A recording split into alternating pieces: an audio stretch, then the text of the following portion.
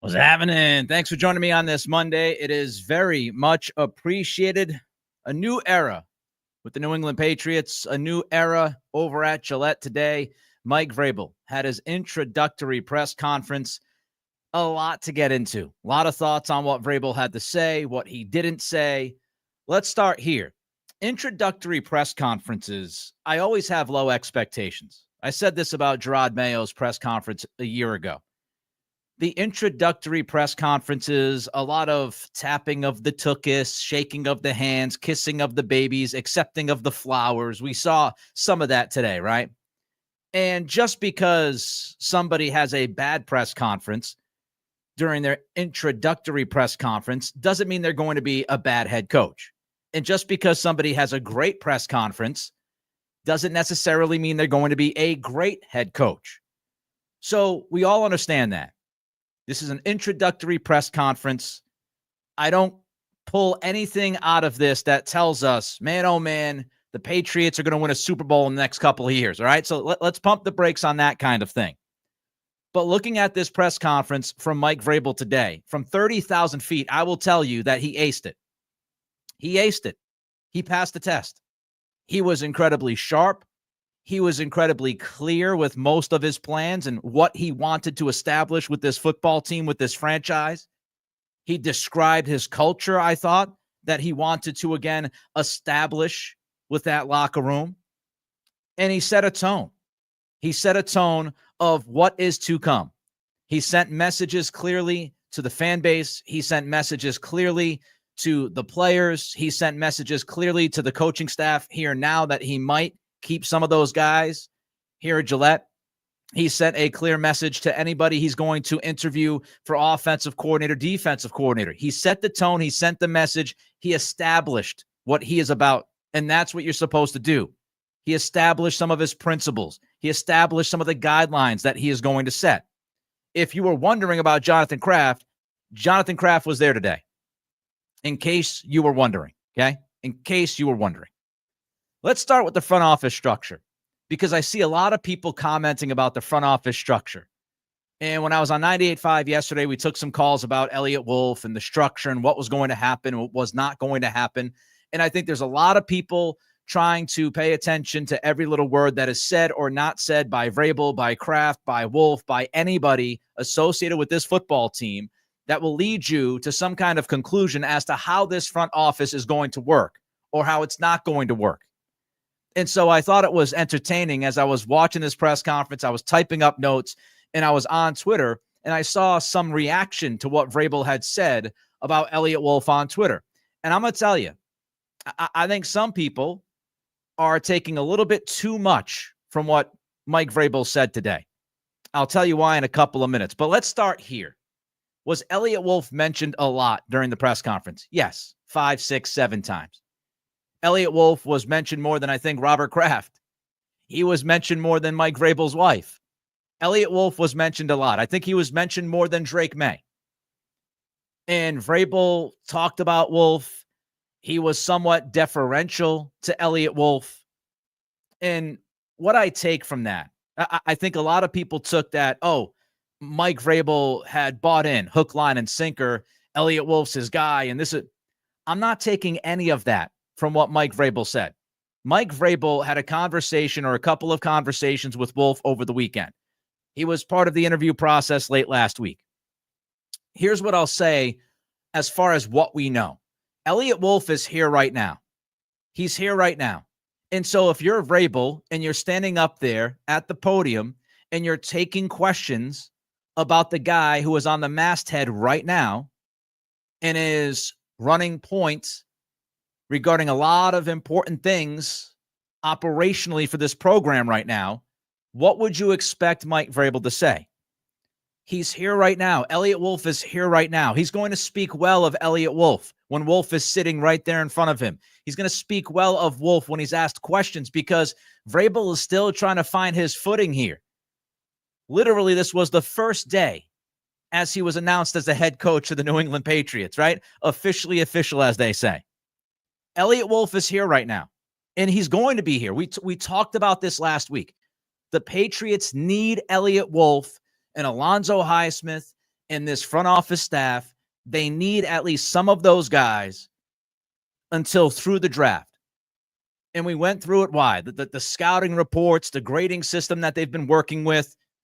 They know the roster as well as anybody. They know the backstories of everybody on this team, right? Why did you draft this guy? Why did you draft this guy instead of that guy? What went wrong with Jalen Polk in your estimation?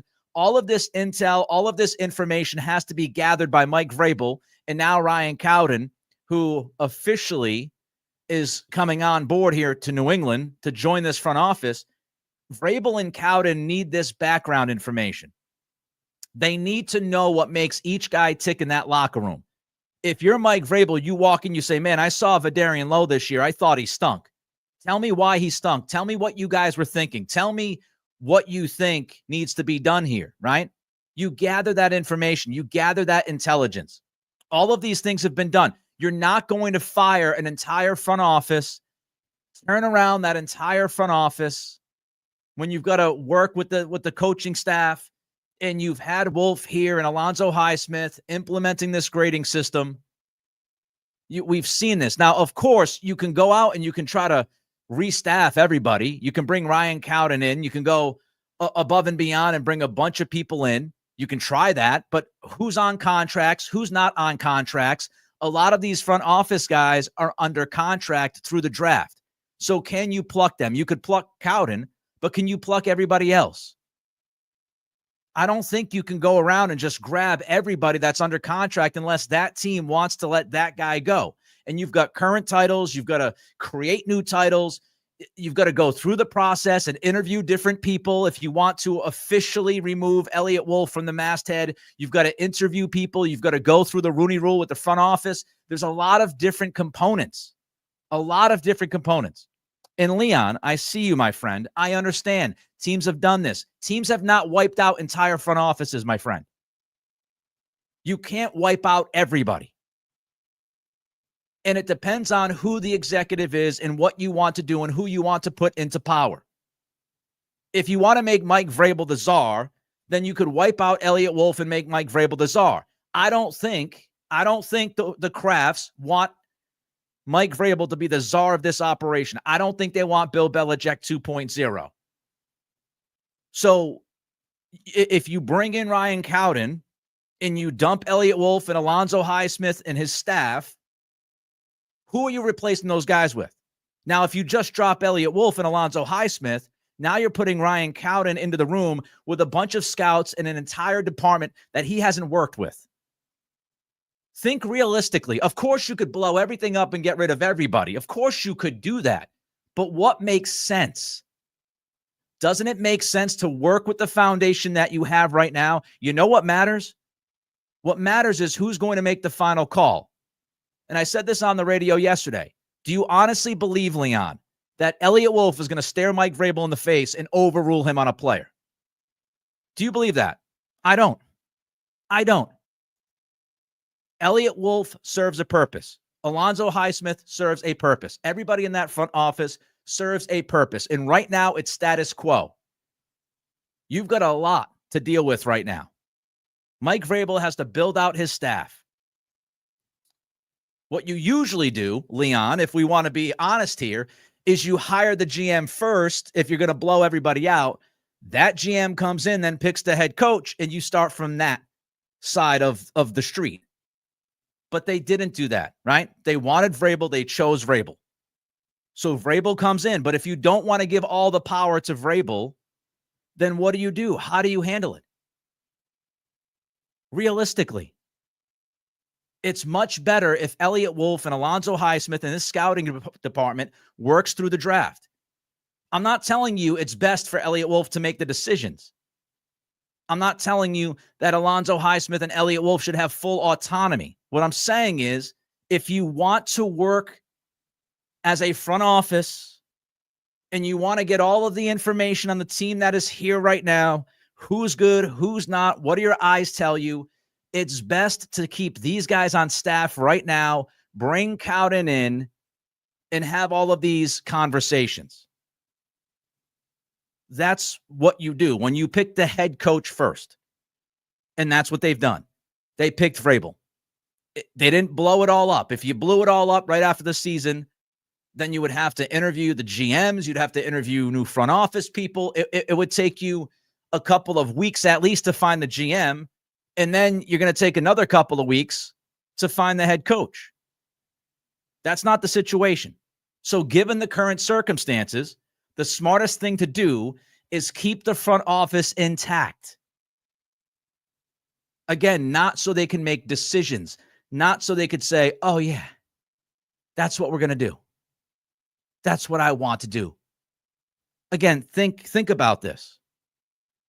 Do you envision Elliott Wolf sitting down with Mike Vrabel and going, look, Mike, I appreciate your thoughts on that player, but we're going to pick him. Do you envision that? Do you think Mike Vrabel would join this program if that was the case? And I'm going to tell you why. I'm going to get into what Mike Vrabel said about the front office. But I just want to handle this clearly. You either blow everything up and you start with the GM and the GM brings in the head coach and you go from there, right?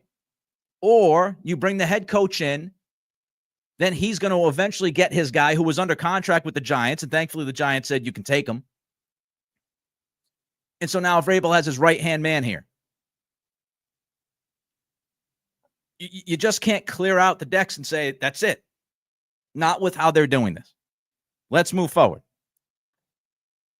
I thought what was happening today, and this is my read, I could be totally wrong. You ever hear the old saying about you attract more with honey than vinegar? I thought that's what Vrabel was doing. I thought Mike Vrabel was attracting more with honey than vinegar when it came to Elliott Wolf. I think he was playing some of the game. He was being deferential. He brought him up multiple times. And I think that's because this is Mike Vrabel. It's day one. He's not going to walk in and be like, oh, yeah, I'm making the calls. Elliott Wolf, he'll say some things, but, it's Elliott Wolf. Vrabel's not going to stand up there and go, yes, you know what? I have all of the power. I have the ultimate say. He's not going to tell us, oh, yeah, Ryan Cowen is coming in and Ryan Cowen is going to have the ultimate say. He's not going to say any of that. Do you want to know why? Because, again, the process. The process. If you want to replace Elliott Wolf on the masthead, you've got to go through all the interviews.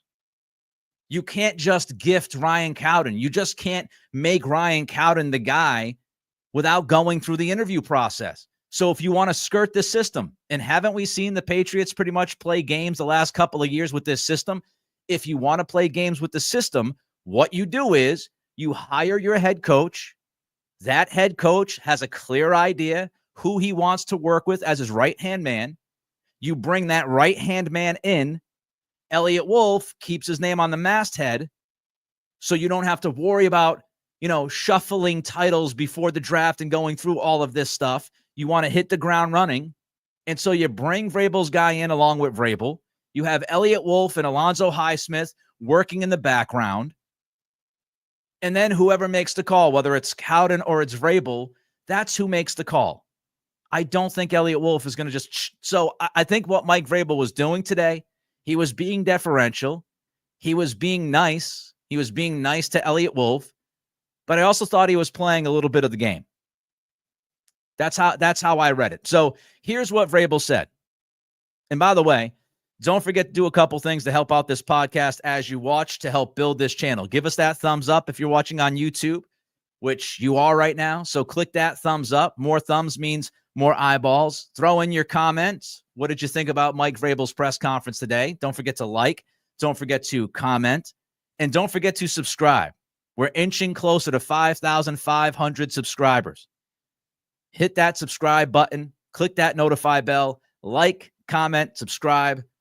Thanks for joining us. That's how you support the program. Doesn't cost you any money. Doesn't take a lot of time for you to do it.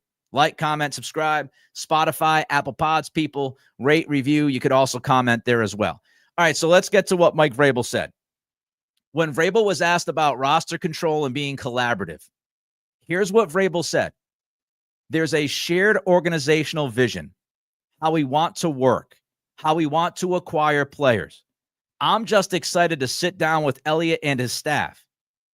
Met more with Elliott, but I need to sit down with his staff, figure out what we have, what we need to do. I'm confident all those decisions will sort themselves out. So precisely what I was just mentioning, right? I've got to sit down with his staff. I've got to figure out what we have, what we need to do. Vrabel knows about this team. He's obviously done homework on this team. That was clear during the press conference. But he wants to know as much detail as he can understand about every guy. Jalen Polk's the perfect example. If you're Mike Vrabel, you walk in, you go, what the hell happened with Jalen Polk? I want to talk to the coaching staff. I want to talk to Jalen Polk himself. If it has to be over the phone, I'll call Jalen and I'll talk to him over the phone. And I want to talk to Elliott Wolf and Alonzo Highsmith and the guys that decided to draft Jalen Polk to figure out what they think went wrong with Polk. And then you start to make decisions on every single guy. And then you start looking, okay, what are we going to do when free agency hits in a couple of months? And that's what Vrabel told us today. Yeah, I met with Elliott a couple of times. I've got to sit down with the staff. I got to figure out what we have and what we need to add. I know what we need to add on paper, but I want to know if they feel differently about these players than I do. And if they do, then why is that? Because I am going to be better with the more information I have about each guy. That's how I read what he just said.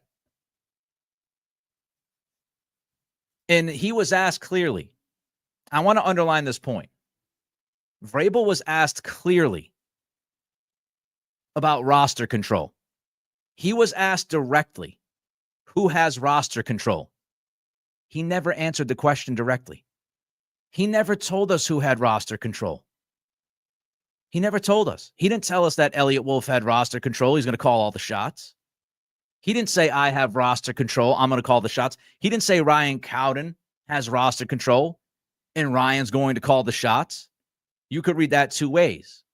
He's not saying that because this is going to be a big collaborative effort, or he didn't say that, again, because of the games that they have to play, right? If Elliott Wolf had roster control, Vrabel would have said, Elliott Wolf has roster control. I think that's so obvious. He was asked a direct question about roster control and being collaborative. He didn't answer it. He didn't tell us who had roster control. And if you're not telling us who had roster control, there's a reason for that. And I think the reason is, again, they're playing some games here. He was asked if he wanted to nip this thing in the bud, if he wanted to say, I have roster control, he would have said, I have roster control. Maybe he doesn't want to embarrass Elliott Wolf. Maybe he doesn't want to come across as, I'm Bill Belichick 2.0. I have no idea. But he did not answer the question directly when he was asked directly who has roster control. He had an opportunity to tell us that Wolf is the guy, and I am committed to Elliott Wolf, and Wolf is going to make the final decisions. He had the opportunity to say that. He had the opportunity to say, I'm going to coach the players, Elliott's going to pick the players. But he didn't say that, did he? I didn't hear him say it. He left it open-ended. Those decisions will sort themselves out. You know what that means? When it comes to picking players, that's going to sort itself out because I'm going to be in the room and Cowden's going to be in the room and Elliott Wolf's going to be in the room. And I'm not leaving that room until I agree. Right? Like, if I don't want a player, I'm going to let it be known I don't want a player. That's how these things sort themselves out. You have those conversations. And for people losing their minds about collaboration, every team in the league collaborates. There's not a single head coach in football right now that has full control. Not a single one. Andy Reid collaborates with Brett Veach. Kyle Shanahan collaborates with John Lynch. There's no football czar in the league, which is why teams were iffy on Bill Belichick during the last cycle. So people lose their minds over collaboration. Every front office in every sport collaborates. Do you know what that means? They have conversations about talent and how they want to acquire talent and who they like and who they don't like. You have those conversations. Ultimately, it's who makes the final call. And I'll say it again, Mike Vrabel did not tell us who makes the final call today. He left it open-ended. Here's more from Vrabel. He was asked directly about Ryan Cowen. Here's what Vrabel said, Elliott and I will have conversations as it relates to the staff. Nothing has been finalized. Nothing has been determined. As with many staff, there's going to be turnover. Think about what he just said. So Vrabel was asked about Ryan Cowden coming into the front office. How's this going to work? And what'd he tell us? Nothing's been finalized. Nothing's been determined. And there's going to be a lot of turnover, or there's going to be turnover. Does that sound like he's marrying himself to anybody in this front office right now? Not to me. I know he brought up Elliott Wolf. I'm talking long-term.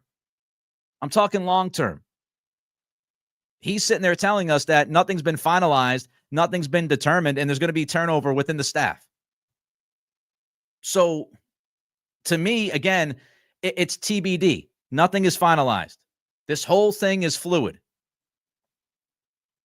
Turnover is going to happen.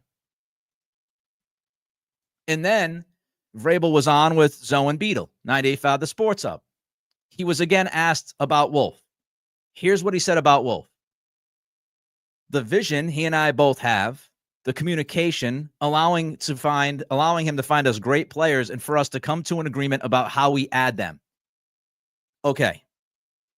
So I'm going to read that one more time. Vrabel's asked about Wolf on Zoe and Beadle. Here was his answer. The vision he and I both have, the communication, allowing him to find us great players and for us to come to an agreement about how we add them. The way I read that and the way I heard that is that Elliott Wolf is going to do the legwork along with the staff in the front office. But how did Mike Vrabel end that? For us to come to an agreement about how we add them. Did you catch that, right? For us to come to an agreement. I would give you the translation that Vrabel's telling us nothing is going to be done without me feeling good about it. Elliott's going to go out. He's going to tell me, we got these players, we got those players. I like this guy, I like that guy. And we're all going to sit down and we're going to talk about these players. And then we are going to come to an agreement as to how we're going to acquire those guys. It's not Elliott Wolf is going to go out and acquire talent and I'm going to coach him.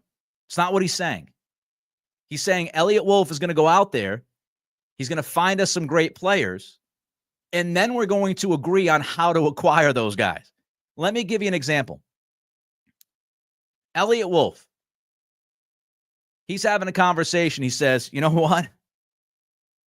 I like Jalen Polk. I think we can get Jalen Polk at 37. We can move down from 34, blah, blah, blah, blah, blah, blah, blah, blah, right? He goes to Vrabel with that. Vrabel could say, I don't think Jalen Polk should go 37. They're not going to pick that player. That's what I take from what Vrabel said on Zoe and Beadle. The vision that he and I both have, the communication, allowing him to find us great players and for us to come to an agreement about how we add them. Doesn't that sound like Vrabel has significant say in the process? To me, it does. And sometimes you just got to break it down to the most simple way, right? This is the most simple thing. Ryan Cowden is coming to town. Mike Vrabel wanted Cowden to be the GM of the Tennessee Titans. Ryan Cowden is Vrabel's guy. If Mike Vrabel was in love with Elliott Wolf or fully committed to Elliott Wolf, if he believed that Elliott Wolf could run this show and he didn't want to have significant say, he just wanted to coach, then why in the blue hell would Mike Vrabel want Ryan Cowden here? Why would he want his right-hand man here in the front office? If this was Elliott Wolf's going to have full autonomy, he's going to have the final say, he's going to have the power, he's going to pick the roster. If that was the case, then why do you even need Ryan Cowden? You bring Ryan Cowden in because Vrabel wants him here. Doesn't that tell you how much stroke Vrabel has? Vrabel's walking in and saying, yeah, look, I'll listen to Elliott Wolf. I'll have conversations with him. I will collaborate, quote unquote, with Alonzo Highsmith and Wolf. That's all good and grand, but I want my guy. Right? So why would Cowden leave the Giants? He's got a job already with the Giants. Why would he leave the Giants to come to the Patriots? To work with this guy Vrabel. And if Vrabel has power, which he certainly does, doesn't that tell you that he's not fully committed to Elliott Wolf? At least to me, it does. At least to me. Don't forget to like, comment, and subscribe. I'll get to your super chats in a couple of minutes. We have a lot more to break down. That, of course, was about the whole front office structure. I really did not take as much out of it as other people are taking out of it. I see that Mike Garafolo is, tweeting out that Ryan Cowden is coming to work for the Patriots front office, quote unquote, under Elliott Wolf. Charles Robinson tweeted out yesterday. He was the first with the story of Ryan Cowden coming to the Patriots. And he said that Elliott Wolf would retain personnel power. Again, he's on the masthead. I don't think anything is getting done. Let me just cut to this right here. I don't think anything is getting done as far as talent goes unless Mike Vrabel is on board. It doesn't mean that Mike Vrabel has to have the final call on everybody. It means Elliott Wolf is going to try to find players that Mike Vrabel wants on this football team. And Ryan Cowden, along with Vrabel, along with some of the other guys like Wolf and Highsmith, they'll have these conversations and they'll say, Coach, what do you think? What do you think, Mike? That's how I read this. This is all open-ended. It's all open-ended. It's all semantics games being played. I don't think you bring Mike Vrabel in here, and I don't think Mike Vrabel comes into this organization if he's going to sit back and just listen to Elliott Wolf. I don't believe that. And I will not believe that, no matter what people try to tell us. I won't believe it. Do you think Mike Vrabel, when you're watching him today, does he look like a guy who's going to just sit back and let Wolf make the calls and be like, hey, man, you know that GIF, right, of that guy like this? He's like, I don't know. You think, does Mike Vrabel look like a I don't know kind of guy? Of course not.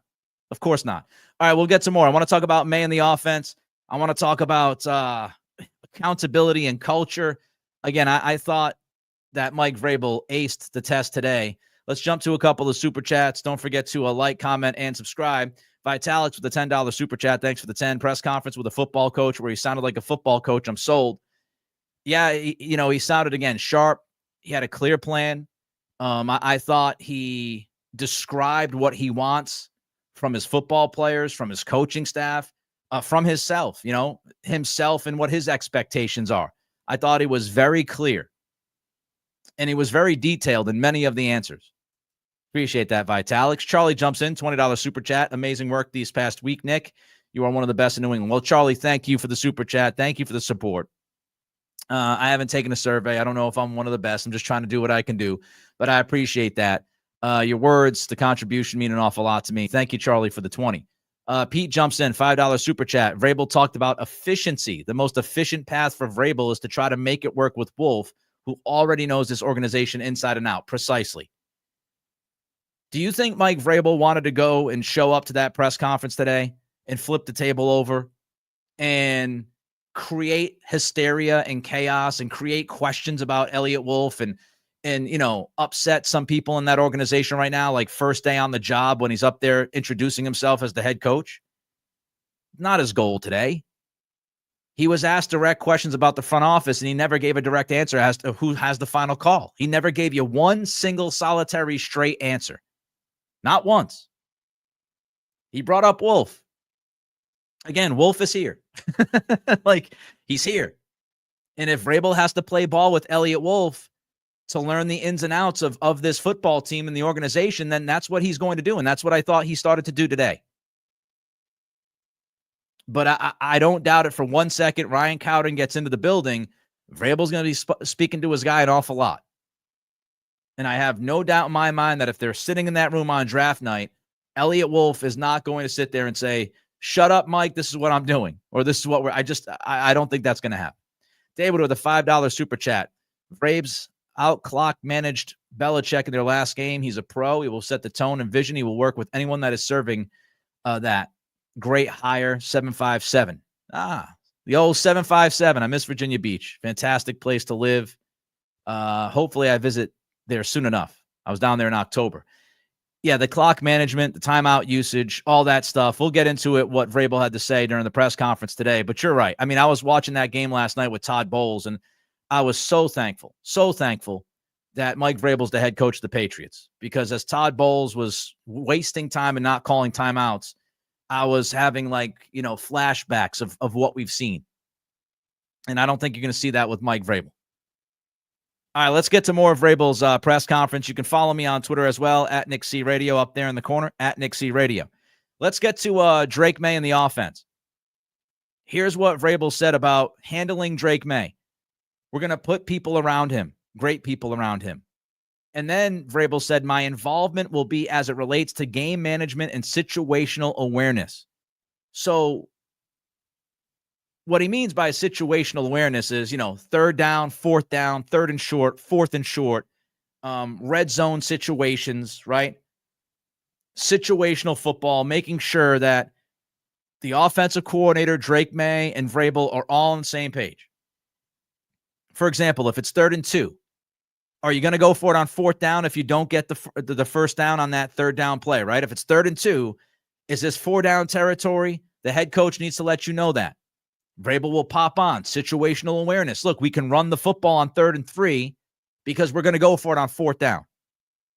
Red zone area. If you're inside the 5 and it's 3rd down, are you willing to go for it on 4th down if you don't find the end zone? Situational awareness, making sure that May is on the same page as you and the offensive coordinator is on the same page as both of you. And that's what Vrabel's saying. Vrabel's going to be the CEO, but he's going to be an active CEO. If I'm sitting there and I'm thinking we're going to go here on four downs, this is 4-down territory, I'm making sure my quarterback knows that. I'm making sure my OC knows that. And he talks about game management. That stuff's easy, right? That's what we were just talking about. Clock management, timeout usage. Drake, you can take your time here because we're not looking to, give the opposition any more time on the clock than we need to. This is how we're going to handle it. We got 2 timeouts in our pocket. We can bleed the clock a little bit here. That's when Vrabel's going to pipe in when it comes to the offense on game day. Situational awareness, game management, clock management. And that's what he should be doing. He's not an offensive guy, but he's the head coach. So he needs to let Drake May and everybody else on that offensive staff know this is what we're doing on this drive. We're at the 47-yard line. I'm going to go for it on 4th down. We're not going to punt here. So come up with your best 3rd down play. And then if we don't get it, understand that we're going to go for it on 4th. Let's get back to what Vrabel had to say about the offense. As far as what type of offense he wants to run and how does it tie to the traits of the offensive play caller, this was a great question from Mike Reese. Here's what Mike Vrabel said as far as, I think, the front office stuff, the front office structure, and the offense were the 2 biggest questions people wanted answered today, right? We just went through the front office stuff ad nauseum. Here's what he had to say about the offense. Aggressive, but not reckless. We have to be able to take chances. How do we create explosive plays without just having to throw the ball 50 yards and just sit there and taking shots? He mentioned creativity. He said we want to be versatile enough if the players can handle it. And I thought it was very interesting that Vrabel brought up the run game and zone scheme versus gap scheme. And I found that fascinating because at the beginning of this press conference, Robert Kraft said that Mike Vrabel did a lot of homework on the team. He understood the roster to a point. He understood the strengths and the weaknesses. And I don't think it's a coincidence. I don't think it's an accident that Vrabel brought up running the zone run game versus the gap run game, because many people would tell you that Ramondre Stevenson is a better gap scheme runner, which is downhill, right? He's not necessarily an outside zone guy. So I think Vrabel brought up that specific example for a reason, because he probably watched this team and he saw how they were trying to run the football and how they were flipping and flopping and flipping and flopping from zone to gap, from gap to zone. Stevenson looked uncomfortable one week. He looked okay the next week. That's why Vrabel brought that up, zone scheme versus gap scheme, because he knew that was a problem with this team in 2024. That's a reference to this last season. And it's a reference to we've got to get the talent that can fit the scheme and understand the scheme and can execute the scheme. Because they asked the offensive line this past season to do a lot of stuff that they probably couldn't do. Vrabel went on, it's what the players can get good at. You don't want to dabble in things. I love this. You don't want to dabble in things and say we're going to dabble in RPOs when the quarterback is not, when that's not a strength of his. It'll be based on what the players understand and what they can handle. You can't tell the difference. This was a great little Vrabelism today. You can't tell the difference between a player that's afraid to do it or doesn't know how to do it. I love that line. You can't tell the difference. You cannot tell the difference between a player that's afraid to do it or doesn't know how to do it. And Vrabel said, we're not just going to stand around. I've got a question for all of you, and I want you to throw a comment in. Who do you think I thought of when Vrabel said that? When Vrabel said you can't tell the difference between a player that's afraid to do it or doesn't know how to do it, we're not just going to stand. We're not just going to stand around. Who do you think I thought of? I thought of one player right away when he said that. Vrabel also said, there's one non-negotiable. Their effort, their finish. Said their effort and their finish is going to be our contract that we make. You better give us effort and you better finish on every play. Rob D got it. Poke. That's the first guy I thought of when Vrabel said what he said. Chase said it too. Poke. Yep. That's just standing around, right? Not knowing, not sure what to do, not understanding what the play call was, not getting off at the snap, all those different things, right? Jalen Polk is who I thought of right away. When Vrabel said, you can't tell the difference between a player that's afraid to do it or doesn't know how to do it. We're not just going to stand around. And again, I think this is why Vrabel brought up these specific examples.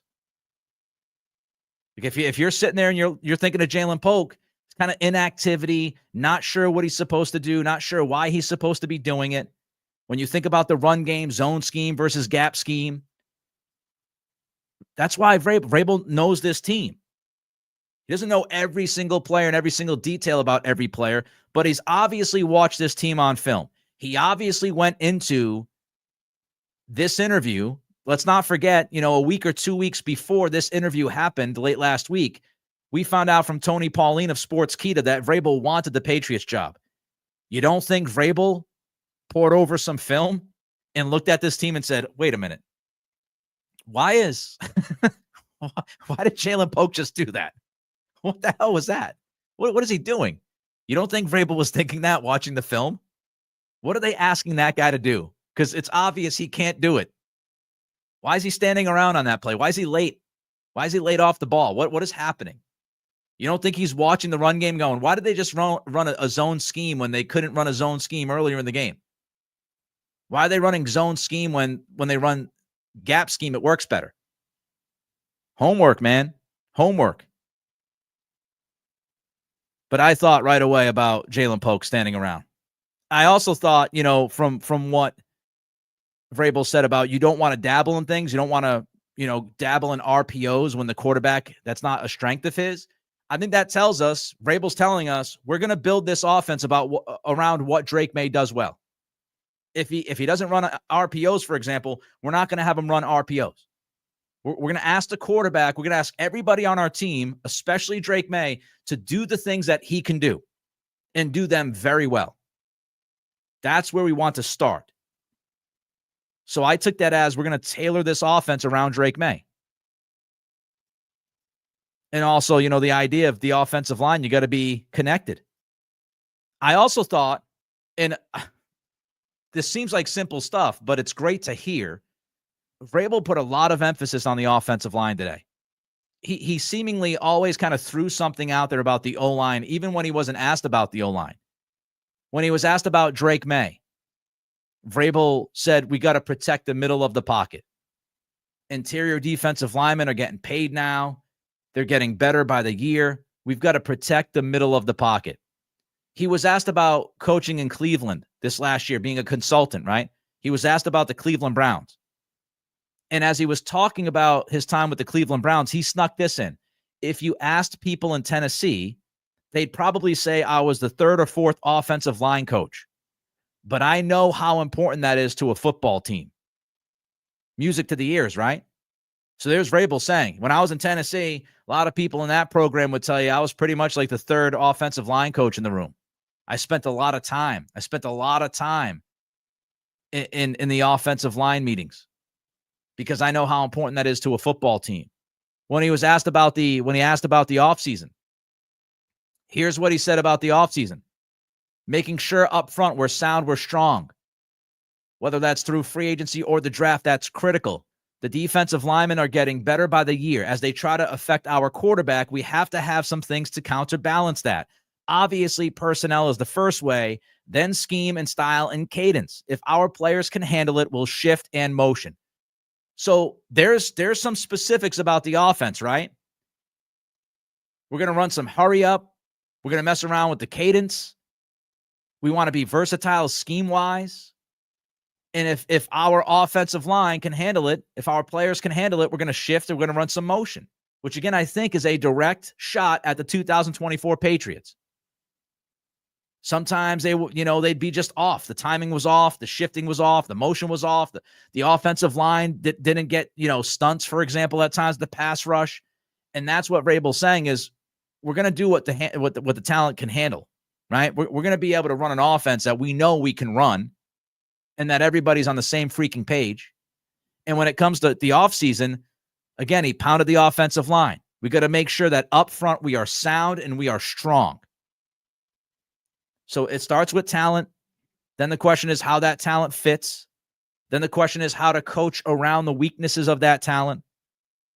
But lots of emphasis on the offensive line. Vrabel knew this roster. He knew this roster going into the interview. There's no doubt. Absolutely no doubt. And, I find it interesting that when you talk about culture and you talk about how things are going to be run, this was pretty interesting to me. Vrabel had a lot to say about the culture of his team, the standards he's going to set. In his opening statement, Vrabel said, winning, a competitive spirit, and an ability to put the team first and care about somebody other than yourself.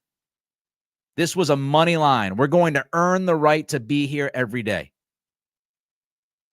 We are going to earn the right to be here every day. And then he finished it by talking about removing entitlement. I mean, that's to me, that's a direct message to the wide receiver room. It's a direct message to Jelani Tavai. It's a direct message to everybody who was, pointing fingers during the season, late in the season. We're going to earn the right to be here every day. We are going to remove the entitlement. Jalen Polk, you are not entitled to anything. You want to be in the locker room telling me you get the greatest hands in the NFL? You want to go running to social media and post things? You're not entitled to snaps. You're not entitled to playing time. You got to earn that. You got to earn the right to be on this football team. It was a clear message. And you can also talk about entitlement with Jelani Tavai, with what he had to say about the fans, right? Remove the entitlement from this football team. That was in Vrabel's opening statement. That is a message to the players. We're not screwing around anymore. You feel entitled for whatever reason, stop it. The NFL is a privilege. To coach in the NFL, to play in the NFL is a privilege. It is not a right. And the 2024 Patriots too often treated it as a right. It was their right to be on this team. It was their right to be playing in the NFL. It was their right to be getting snaps. And Vrabel's telling us right now, we're going to remove that entitlement because you've got to earn your way. It is a privilege to get into the NFL. It's a privilege to earn snaps. It's a privilege to continue to earn those snaps. They're not just going to be handed to you. Direct message to that locker room. Loved it. Loved it. During the offseason answer, Vrabel said, try to find players. They're going to try to find players that will hold each other accountable. We've got to peel some layers back so we can hold each other accountable. Again, setting the tone. Accountability. No entitlement. Enough is enough. I loved his answer when he was asked about Bill Belichick. He said, there are also things that I'm going to explain to the players. There's things that are interesting and there are things that are important. I think having played for Bill is interesting. I just don't know if it's important to help our players. I thought that was a great answer. Focus on the attention to detail. Focus on the attention to detail. What helps you win football games versus what doesn't help you win football games? To go back to the Instagram stuff, the social media stuff, Instagram posts and podcasts are interesting. But do Instagram posts and podcasts help you win football games? They don't.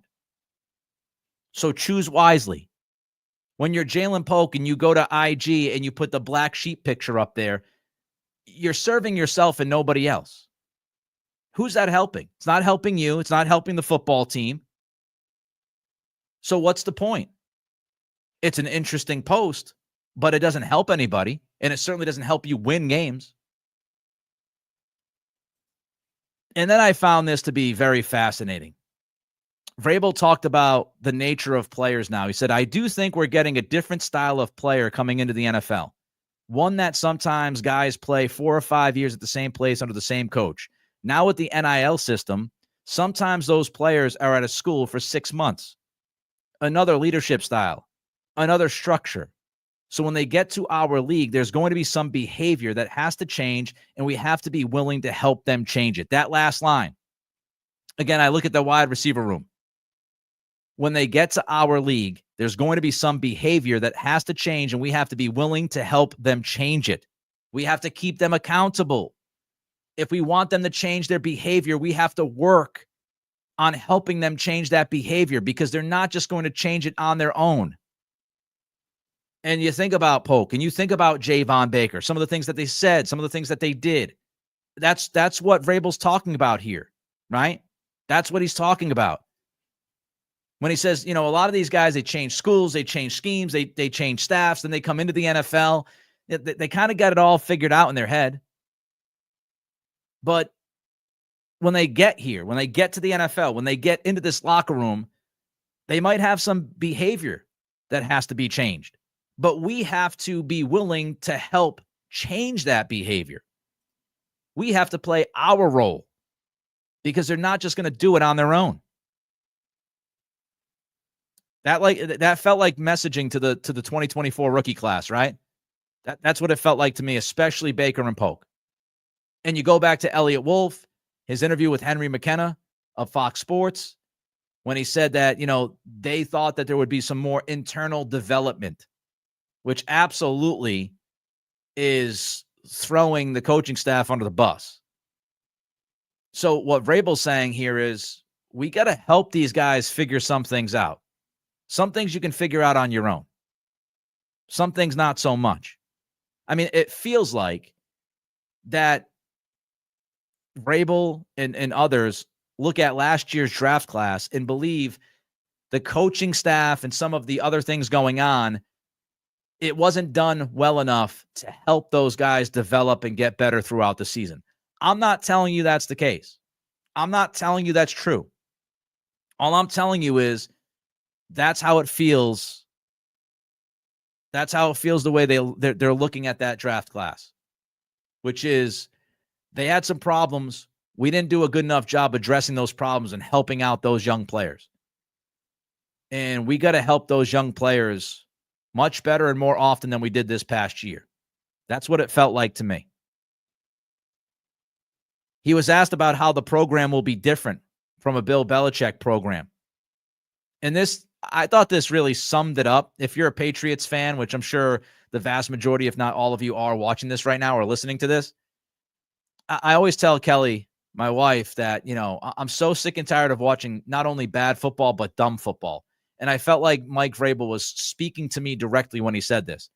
We just want to be good enough to take advantage of bad football. That's where we're going to start. I absolutely love that. We just want to be good enough to take advantage of bad football. I'm not telling you that day one we're going to be awesome. I'm not telling you day one we're going to be flawless. But we just want to be good enough when other teams screw up that we take advantage, that we're not the team screwing up. We're not turning the football over. We're creating turnovers, right? We're not the one messing up clock management. The other team is. We don't blow timeouts for no reason. Let the other team blow timeouts for no reason. And that's what that's what Vrabel said right there, right? We just want to be good enough to take advantage of the other bad, like the bad football that gets played against us. We want to take advantage of that. We don't want to be the team that is committing the stupid crap, the penalties and just the stupid lack of fundamentals. And I talked about building a foundation, I think, on yesterday's podcast when it became official that Vrabel was the head coach. I talked about building a foundation. I talked about it on 98.5 yesterday with Don Darrow as well. And when you build a foundation, it's just fundamentals. Fundamentals, protect the football, attention to detail. Vrabel is underlining the process here. This is where we start. Where we start is the goal of taking advantage of teams that can't figure it out. We are going to be a team that figures it out. And we're going to take advantage of those that can't or won't. So it was a simple thing to say, but it really drives at the heart of what we've seen, especially this past year. I mean, I think there's just a clear understanding of how this team was a lost team last year on so many levels. There were so many things wrong with the 2024 Patriots that Vrabel's just telling the players through this press conference today, we're going baby steps. We got to take baby steps here. I can't sit here and talk about making a Super Bowl and winning 12 games. And what we got to focus on right now is getting back to the basics, figuring out fundamentals, helping these young players try to develop and change some of their behavior, and take advantage of bad football teams. Take advantage of the bad football being played against us. Baby steps. Baby steps. And I think that's the right message right now. Slow it all down. Figure it out. Take a breath. Baby steps. I think that's what Vrabel's main message was in that answer. The process. The process.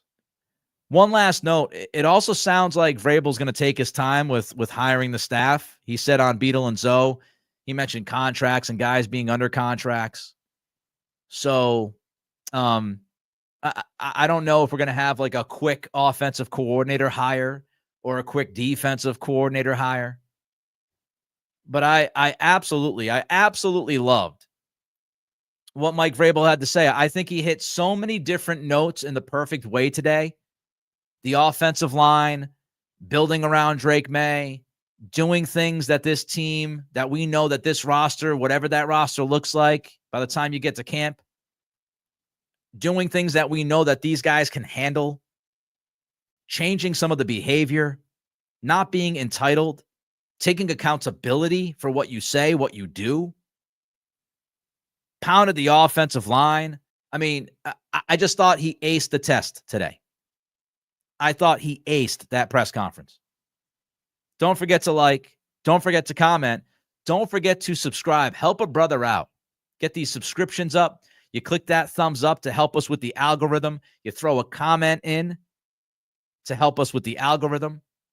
I'm back on Wednesday, 3 p.m. Eastern, of course. We go live, 3 p.m. Eastern right here on YouTube. Thanks for all of you watching and commenting and liking and subscribing. And look forward to Wednesday. It's going to be a busy next few months. There's a lot to get through. I appreciate every single one of you. This has been the Nick Cattle Show.